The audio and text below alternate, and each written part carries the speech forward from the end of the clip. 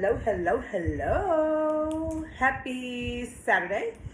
So let me gather my notes. So today I had a meeting with my team, and it was by far the best meeting that we've had, and I'm really happy that we were able to meet today and talk and stuff like that. I'm just getting my notes together so I can kind of stay on track here, okay?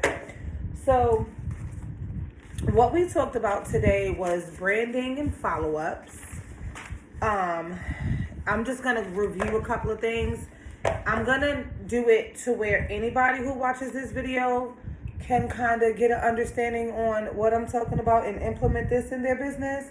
So you don't technically have to be a Scentsy consultant, but because I am a Scentsy consultant, a lot of things that I'm going to talk about is going to be Scentsy related, obviously. So there will be references and stuff like that.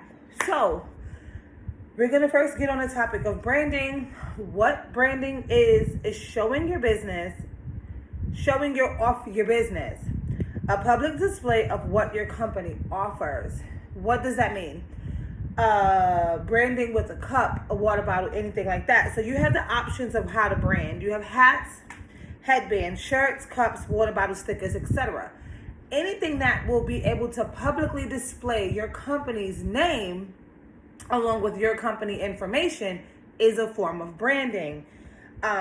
All things that can be publicly displayed to your business, like I said, a cup, a coaster, a t-shirt, a necklace, a ring, a headband, any of those things are public displays of your business. But when it comes to branding, you need to be consistent. I would say find a way to brand every day, every other day, something of that nature. Always be yourself. When it comes to branding, you want to always be your true self. You don't have to go spend a whole lot of money on things. You can create them at home. What do I mean by you can create things at home?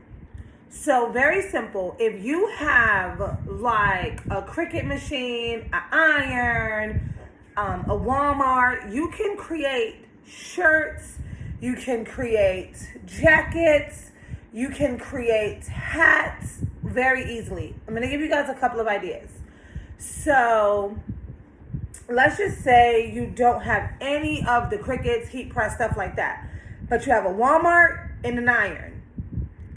Here's what you're going to go do. You're going to go to Walmart and you're going to go grab one of those $5 shirts in the front.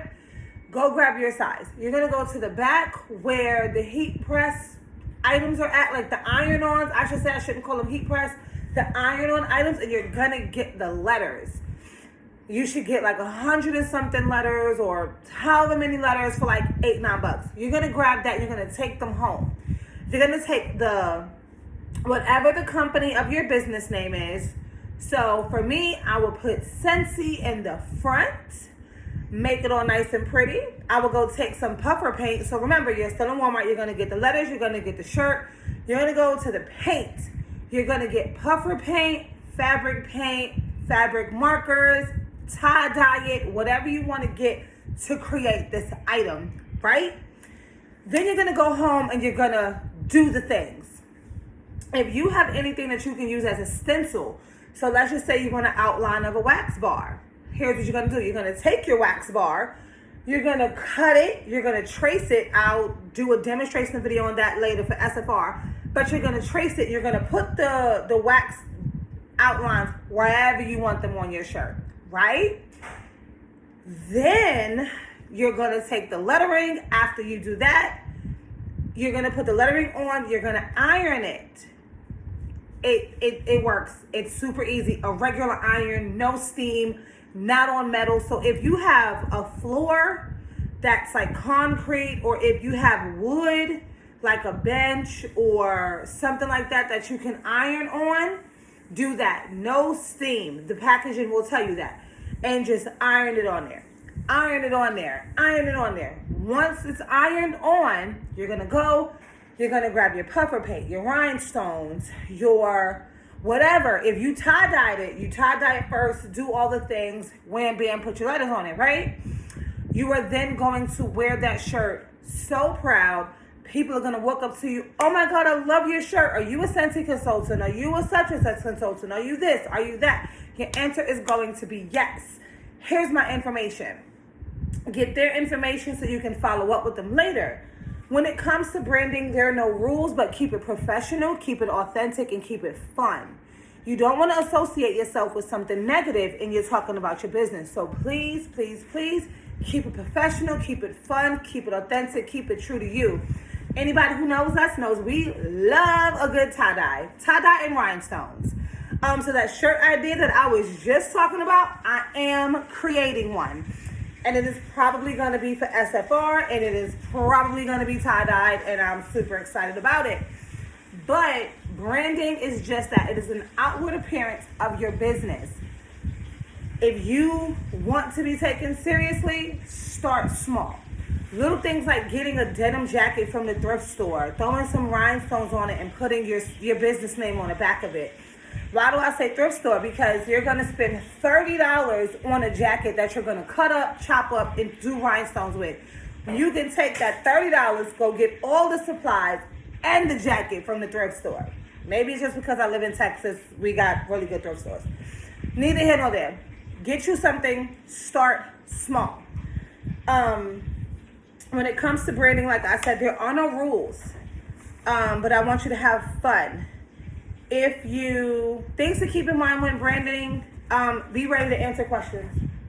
If I ask you, based on your information, are you a Scentsy consultant? And you tell me yes. Keep things to keep on hand. If you can have samples, awesome. If you can have business cards, even better. Kind of be prepared to ask questions. When in doubt, pull up your workstation or your website. If you don't have a workstation, pull up your back office and or your website. Every company gives you the accessibility to get the answers that someone's going to have. So there's not going to be no reason for you to not be able to answer a question. And when in doubt, let them say, hey, you know what? That's a really good question. I don't have the answer right now. You don't have to tell them you're super new to the business unless you want to. Hey, let me go ahead and get your information. A number I can text you once I get the answer. If you don't mind, give me about an hour or two. Take it like a customer service job because you are dealing with the public. You're dealing with customers, so you're customer service. Let them know, hey, I don't have that answer directly. Let me go ahead and figure it out. If I am your sponsor, after you gather that person information, you need to shoot me a text. If it's something that you cannot figure out instantaneously and that person seems to want to purchase something, you need to shoot me a text message so I can help you. If it is something that I can get the answer for you, like if you I know somebody who knows the answer, give me a second, shoot me a text. If it's an emergency, call me or call my wife. We'll get to you. If you know me, you know how to reach me. We want to get that question answered. Get their contact info because then that's going to help with follow-ups. Have fun. Branding should always be fun. It is you being yourself, getting people to know what you do in your business. Like I said, we're known for tie-dyes and rhinestones. So when we go out in public, we have a lot of things that are tie-dyed. We have a lot of things that are rhinestoned, all of the things. So when we do things, we do it like that. So that's branding. If you have any questions, leave them in the comments below. Pretty much what I told my group today, branding is super easy. Everything I just told you guys, and it's super affordable. So now I'm going to talk about follow-ups. Follow-up system is much of an easier word to understand than follow-up. So if you hear me mention follow-up system is all going to be the same thing. So having a good follow-up system is going to be the best thing for you and your business. Don't overcomplicate it. It's okay to have 2 to 3 steps. It's all about what works for you. When you think of a follow-up system, you should not think of putting together a desk. You should not think of putting together an IKEA table. If you put together anything from IKEA, you know there is 1,000 steps for a chair. 1,000 steps for a chair. You're not putting something together. You're building something that's going to work for you. So write out your system. No matter what you do, write it down. I have 1,000 ideas, right? I'm a firm believer in writing those ideas down. So for me, if a thought pops into my head, whether I'm at work, I'm on the bus, I'm on an airplane, I'm in the bathroom, I'm going to write that idea down. If I'm in the bathroom, I'll put it in a text message on my phone. And if y'all know me, I text one person very random things, and she's like, I'll save it. And then when I get out the bathroom, wash my hands, I'll go back and I'll write it down, and then I have to explain what that thought was. Now, when it comes to follow-ups, my follow-up system is very easy. My follow-up consists of about 3 steps. If you are a Scentsy consultant, Scentsy shows us some follow-ups. If you go to your workstation and you search Scentsy follow-up system, you will find it. If you are not a Scentsy consultant, and if you are a Scentsy consultant and those follow-up systems don't work for you, you can YouTube follow-up systems. There are massive follow-up systems that you can do. If you are going to watch this video or any video thereafter on follow-ups, I'm going to tell you right now, I promise you, take note of what they do. Try to make it work for you. If step-by-step doesn't work for you, do not do it. Take out the bits and pieces that work for you. My follow-up system is very easy. So for me, here's what I do. When I get an email that an order was placed, I text them to thank them. For example, we get emails anytime somebody places an order. We get their email, we get their text, we get all the information. So for me, if it's during my normal hours, I will text something that goes like this. Hi, Michelle. This is Naija with Scentsy. I just received your order. I'm so thankful for your support. Thank you so much. Period. Couple of words. That's it. Right? Short, sweet, to the point. Okay. The next thing I do, when I get an email that their item has been shipped, we get the tracking number. I can go to my workstation, get the tracking number. I text them with their tracking number. Hi, Michelle. This is Naija from Scentsy. Your goodies are coming. Insert tracking number. Now, here is where it gets a little fluid. 2 weeks and or 2 months later, right? Depending on what they order is going to be depending on when you're going to follow up with them. If you want to keep it recent, I would say 2 weeks after the item has been delivered. You're going to text them, hi, Michelle, it's Naija with Scentsy. Just checking on you to see how you're loving your items. Let me know if you have any questions, comments, or concerns. Send. If you have multiple customers, copy and paste is going to be your best friend. Objectively, when it comes to follow-ups, it is important to remain consistent. At first, it is going to be hard, as if we don't do it too often, we need to get it started somehow. This is how we keep our customers. It is very easy to get distracted. I told my teammates today, if you got a bad memory like me, put a Post-it. Write it down. Mark it on your calendar. Put a thumbtack. Set an alarm. Everybody has a cell phone. 99% of the world has a cell phone. Go to your calendar. Put Michelle received order on that day, right? 2 weeks after that day, so it's a Tuesday, you're going to go 2 Tuesdays down, no matter what that time is. 10 a.m., standard time framing, right? Send Michelle follow-up text message. Find a way to pre-fill it. Find a way to figure it out. But the text should always state the customer's name, who you are, and what your purpose is. That makes it very important. Please remember, this is very important. We're almost done. Very important. Build relationships with your customers. See what they do for work, birthdays, anniversaries, children, and children's birthdays. Why do you want to do that? You want them to feel like people. You do not want them to feel like order number 37261 at $107. You don't want that. I'm really big on thank you cards. I'm really big on handwritten thank you cards. Cheap facts, get you some Dollar Tree thank you cards. Go to your nearest craft store. Get you some thank you stamps. Stamp, bow, boom, done. Sign your name. Throw a little sticker on it. My team is going to be upset that I didn't tell them that. But if y'all watching this, I love y'all. My bad. I forgot. We handwriting people. But if you want to handwrite, if you got a Cricut machine, it's for my high techies.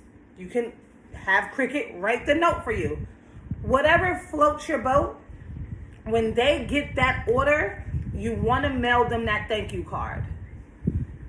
when they get that order, you want to mail them that thank you card. So you might have to stalk your customer's product a little bit. And when it says delivered, this is why I keep thank you cards on hand. I'll do a whole video on thank you cards. How about that? But when they get it delivered, now if it is product you are delivering, your thank you card goes in your packaging. If it is a product you are not delivering, your thank you card goes in the mail after they said they've gotten it. That is what works for me. Not everybody else does that. I know people who, as soon as they get the order, they send out the thank you card. I don't do that. That's, like I said, fluid system, right?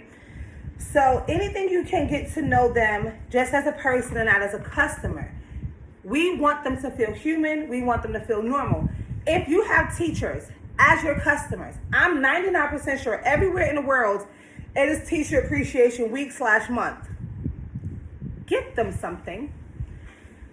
I don't care if you take $5 and you go to the dollar store, and let's just say your kid has a teacher and an aide. You're going to go to the dollar store.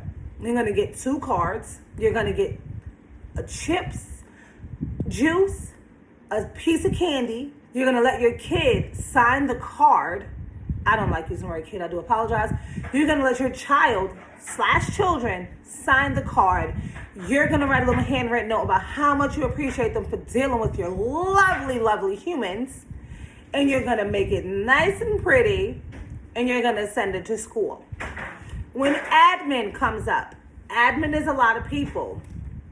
If your child is in the upper level, and upper levels generally have their own assigned like assistant principals, maybe just a Texas thing, I don't know. But if you or their counselor for counselor appreciation or the nurse for nurse appreciation, do y'all get my drift? Even if these people are not your customers, you do this, they will become your customer.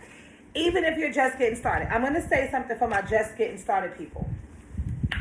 You don't have anything, right? Because you're just getting started.